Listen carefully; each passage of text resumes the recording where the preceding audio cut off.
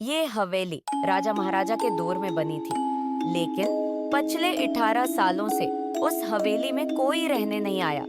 कोई चाहकर भी इस हवेली में नहीं रह सकता था, क्योंकि लोगों का कहना था कि इस हवेली में भूतों का बसेरा है। अजियत सिंह को जब इस हवेली का इल्म हुआ, तो उसने उस राज को जानने का फैसला किया कि इस हवेली में लोग क्यों नहीं रह पाते।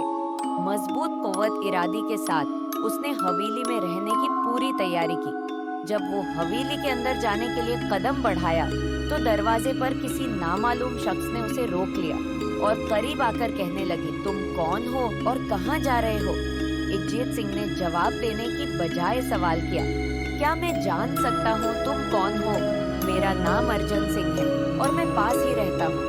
इज्जत सिंह ने कहा, अब मैंने सुना है कि ये एक प्रीतवादत हवेली है और यहाँ कोई नहीं आ सकता, इसलिए मैंने एक दिन के लिए इस हवेली में रहने का फैसला किया है। अर्जन सिंह ने कहा, हाँ, तुमने ठीक सुना है, और तुम भी अंदर मत जाना। अगर तुम मेरी बात मानते हो तो तुम भी वापस लौट जाओ, यहाँ बहुत खतरा है। उज्जैन सिंह ये सुनकर खुश हो गया, जैसे उसने लॉटरी जीत ली हो। उसकी खुशी देखकर अर्जन ने कहा कि तुम खुश क्यों हो? भूत का नाम सुनकर तुम्हें डर लगना चाहिए। शायद आप नहीं जानते कि मुझे भूतों में बहुत दिलचस्पी है। अगर इस हवेली में कोई भूत है तो मैं जरूर अंदर जाकर सारी हकीकत मालूम करूंगा। ये कहकर अजियत सिंह इस हवेली में चला गया। अंदर जाने के बाद अजियत ने अपना बैग एक तरफ रखा और हवेली के अर्ध गिर्द देखने लगा। तमाम कमरों को भी चेक किया। बाद में वो ड्राइंग रूम में आकर सोफे पर बैठ गया। वहीं बैठकर उसने एक दो पेग शराब भी पी। अचानक इस कमरे में रोशनी का बल्ब ऑन और ऑफ होने लगा, लेकिन अजियत ने उसकी तरफ ध्यान नहीं दिया। कुछ देर बाद दूसरा बल्ब ऑन और ऑफ होने लगा, तो हवेली की तमाम लाइट्स ऑन और ऑफ होने लगे। ये सब देखकर इजियत अपनी जगह पर खड़ा हो गया और पूरी तरह चौंकना हो गया। अचानक इसके सामने एक छोटी सी मेज हवा में उड़ने लगी। ये हवा में तकरीबन 6 फुट ऊपर गया और दायरों में घूमने लगा, और बाद में अजियत तेजी से आने लगा। अजित फौरन अपनी जगह बदलकर दूसरी तरफ चला गया और उसी मेज पर गरा जहां अजित खड़ा था।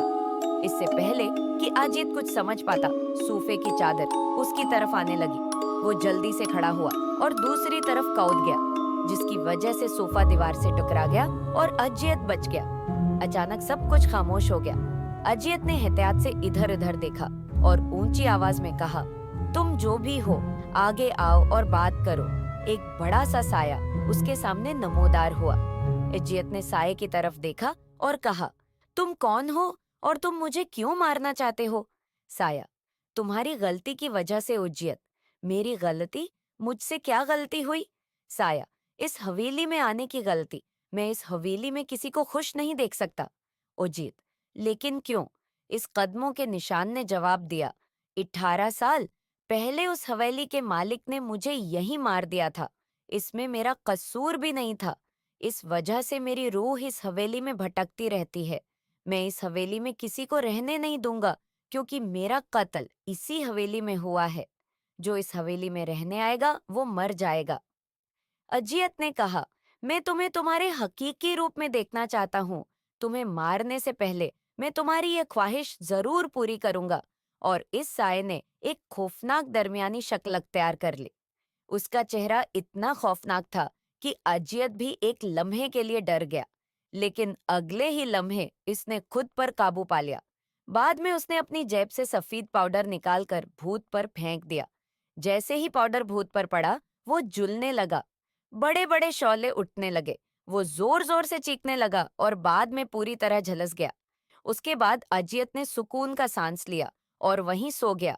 अगली सुबह अजित को हवेली से बेहिफाजत बाहर आते देखकर अर्जन को सुकून मिला। अर्जन ने अजित से पूछा, तुम कैसे जिंदा हो? जब अजित ने परियों की कहानी में अर्जन को कल रात पेश आने वाला वाकया सुनाया और कहा कि अब ये हवे